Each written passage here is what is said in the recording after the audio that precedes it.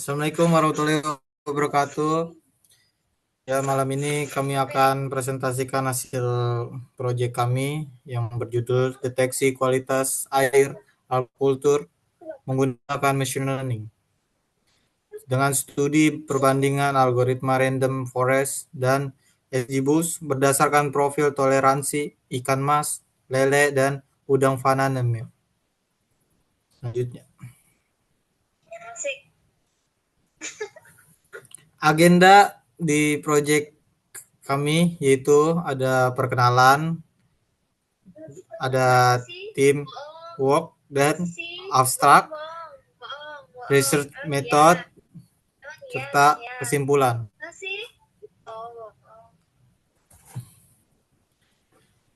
Perkenalan.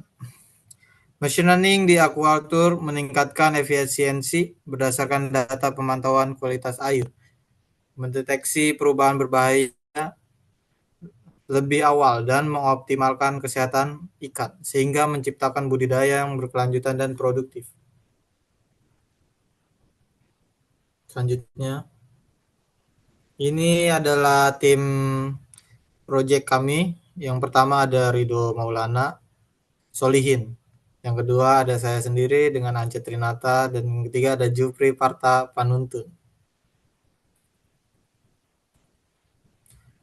Di sini ada abstrak, jadi implementasi machine learning di sektor aquaculture bertujuan untuk meningkatkan efisiensi dan berkelanjutan dalam pemantauan kualitas air, kesehatan ikan, serta optimasi produksi dengan teknologi seperti machine learning.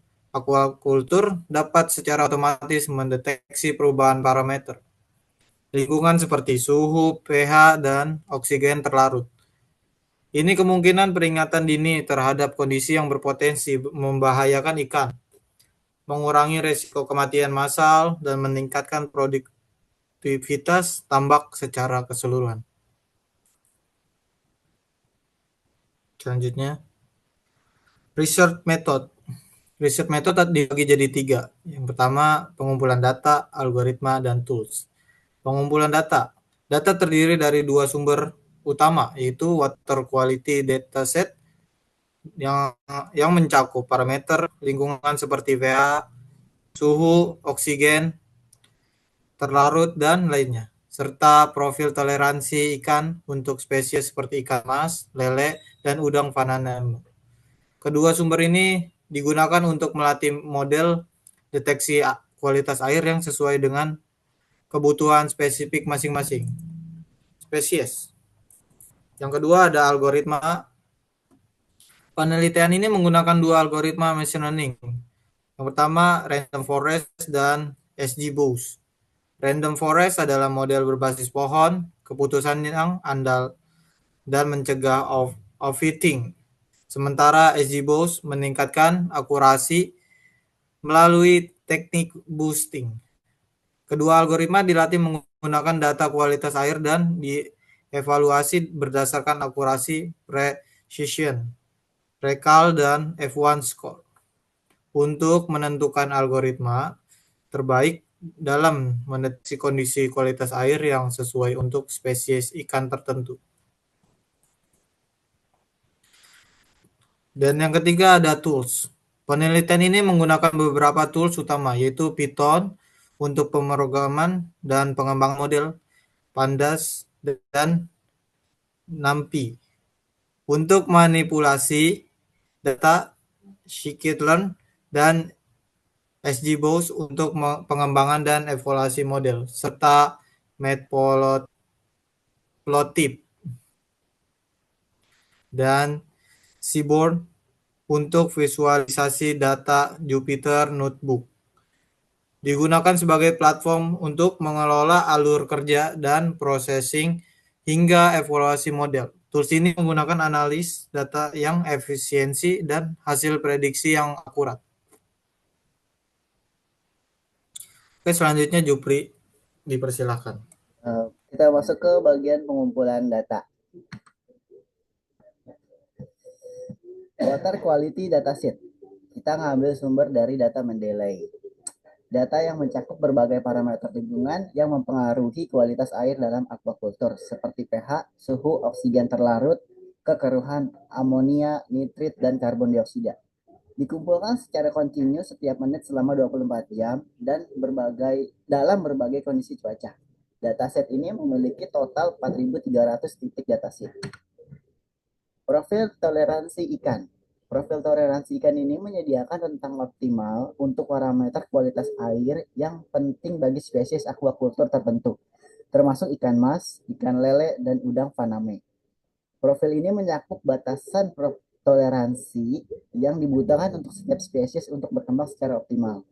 Di bagian kanan kita terdapat tabel parameternya, mulai dari pH optimal untuk ikan mas 6,5 sampai 8,5. Sumbernya kita dapat dari Atlas Scientific dan MDPI. Untuk ikan lele, pH optimalnya di 65 sampai 9,0. Sumbernya kita ambil dari Universitas Kentucky dan Atlas Scientific. Untuk udang Paname, pH optimalnya di 7,5 sampai 8,5. Sumbernya kita dapat dari Jalatek dan MDPI. Untuk suhu optimalnya, ikan mas ada di 25 sampai 30 derajat Celcius. Atlas Sumbernya kita ambil dari Atlas Scientific dan MDPI. Ikan lele ada di 27 sampai 30 derajat Celcius. Kita ambil dari sumbernya di Melek Perikanan dan Atlas Scientific. Untuk udang faname di suhu optimal itu di 28 sampai 30 derajat Celcius, kita ambil sumber di Jalatek. Dan DO minimum itu kurang dari 4 untuk ikan mas, ikan lele kurang dari 3, dan udang faname kurang dari 4. Amonia lebih dari 0,02 mg per liternya. Terus untuk ikan lele 0,06 mg per liternya dan udang faname 0,1 mg per liternya. Untuk nitritnya, ikan mas itu rendah optimal kurang dari 1 mg per liternya. Untuk ikan lele lebih kurang dari 10 kali konsentrasi klorida dan udang faname 0,2 mg per liter. Untuk alkalinitasnya 50 sampai 150 mg per liter. Untuk ikan mas dan ikan lele ada di 50 sampai 150 mg per liter. Udang faname lebih dari 100 mg per liter. Untuk klorida di sumber kita tidak disebutkan, jadi belum tahu untuk berapanya. Untuk ikan lele kurang dari 30 mg per liter dan udang faname lebih dari 50 mg per liter.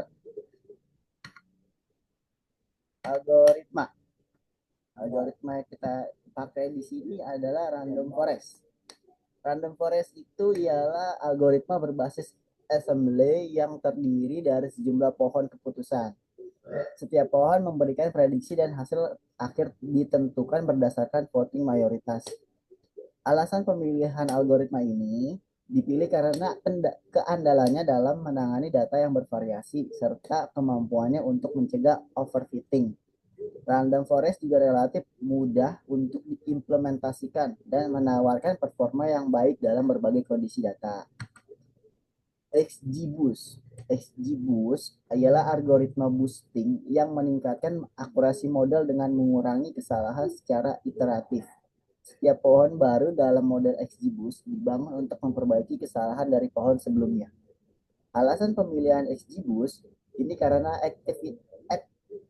efektivitasnya yang tinggi dalam menangani data yang kompleks dan memiliki akurasi yang lebih baik dalam prediksi. Meskipun membutuhkan waktu pemrosesan yang lama, algoritma ini sering memberikan hasil yang lebih akurat dibanding algoritma lain. Untuk proses data dan training akan diteruskan oleh Rido Maulana. Silakan, Rido. Baik, terima kasih Mas Jupri. Oke, selanjutnya ada di proses data dan training. Nah, pada proses data dan training ini ada 5 tahapan. Yang pertama ada koleksi data ya. Seperti yang udah dijelaskan, jadi data kita itu ada 2. Kemudian ada data cleaning, kemudian feature selection, model training, dan juga model evaluation. Boleh dilanjut, Jup? Oke, ini adalah yang pertama, yaitu data cleaning. Dalam tahap ini, data akan dibersihkan dari nilai yang hilang, atau kita biasa sebut missing value, atau outliers ya. Untuk outliers ini nilai ekstrim yang bisa dibilang nggak masuk akal. Nah, data yang lengkap dan konsisten itu sangat penting untuk menjaga akurasi dan stabilitas model. Jadi di sini dalam uh, grafik kita, bukan, dalam flowchart kita bisa lihat, pertama ada input data, kemudian ada pengkondisian untuk identify missing value. Apabila terdapat missing value, maka akan dilakukan handling missing value. Nah, di handling missing value itu ada 3. Pertama, remove row or columns. Jadi ini tuh dihilangkan row sama column-nya, jadi dihapus. Yang kedua ada imputation. Imputation itu di-input ulang datanya. Kemudian yang ketiga itu ada predictive model. Jadi kita pakai model machine learning lain untuk ngeprediksi si value-nya. Nah, jika salah satu dari 3 ini dipilih, kemudian selesai dan akan masuk ke identifikasi outliers. Di identifikasi outliers ini, apabila terdapat data ekstrim, maka akan dilakukan handling outliers. Nah, di sini dibagi jadi 5. Bisa di-remove, di-transform outliers-nya, atau di-capping or clipping, atau di-input ulang, atau kita pakai model lain. Jadi untuk model based detection itu digunakan untuk membantu handling outliers. Nah, dari 5 solusi ini kemudian hasilnya adalah data yang telah dibersihkan. Boleh lanjut, Jup? Kemudian ada feature selection, jadi parameter kualitas air yang relevan dipilih berdasarkan profil toleransi ikan. Nah, setelah itu, fitur-fitur seperti pH, suhu, dan oksigen, juga kekeruhan, akan digunakan secara langsung berhubungan dengan kesehatan dan toleransi spesies ikan yang menjadi fokus. Di sini ada secara sederhana itu dijelaskan, awalnya ada data input, lalu feature important analysis, kemudian select relevant feature, kemudian outputnya itu adalah selected feature, ya, feature yang telah dipilih. Lanjut, Jup. Nah, ini adalah bentuk grafik sederhana dari model trainingnya. Jadi data yang telah diproses dan dibersihkan akan digunakan untuk melatih model random forest dan XGBoost. Proses pelatihan dilakukan dengan menggunakan data pelatihan dengan target klasifikasi kualitas air dalam 3 kategori, yaitu excellent, good, dan poor. Nah, kemudian setiap model akan dilatih secara terpisah untuk parameter yang akan dioptimalkan untuk mendapatkan hasil yang terbaik. Di sini, dalam flowchart bisa dilihat setelah data itu di-input, kemudian akan dibagi 2. Kita akan menggunakan 2 model, yaitu random forest training di gambar sebelah kiri, kemudian ada XGBoost training di gambar sebelah kanan. Nah, setelah itu, hasil dari 2 model itu akan dilakukan comparison untuk menemukan base model yang akan dipilih. Lanjut, Jup.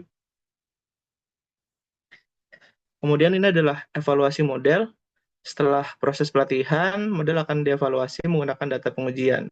Matrik evaluasi yang digunakan meliputi akurasi, precision, recall, dan F1 score untuk menilai efektivitas dan efisiensi masing-masing algoritma dalam mendeteksi kualitas air yang relevan untuk spesies ikan tertentu. Nah, hasil evaluasi ini akan digunakan untuk membandingkan performa random forest dan XGBoost dalam konteks aquaculture. Lanjut. Nah, ini adalah kesimpulan awal dalam laporan pengembangan yang pertama. Itu ada random forest dan XGBoost menunjukkan potensi dalam mendeteksi kualitas air, tetapi masing-masing algoritma memiliki kelebihan dan kekurangan tergantung pada kondisi dan kompleksitas data. Penelitian kali ini bertujuan untuk meninjau hasil dari kedua algoritma tersebut berdasarkan data yang akan kami gunakan. Nah, yang kedua ada relevansi data, profil toleransi ikan, dan parameter kualitas air dari dataset water quality data membantu dalam menyesuaikan model terhadap kebutuhan spesifik tiap spesies ikan, seperti ikan mas, lele, dan udang faname. Yang ketiga adalah penerapan di aquaculture. Implementasi ini untuk memantau kualitas air secara otomatis dan memungkinkan adanya peringatan dini dan untuk membantu keberlanjutan budidaya ikan. Oke, sekian presentasi dari kelompok kami. Terima kasih.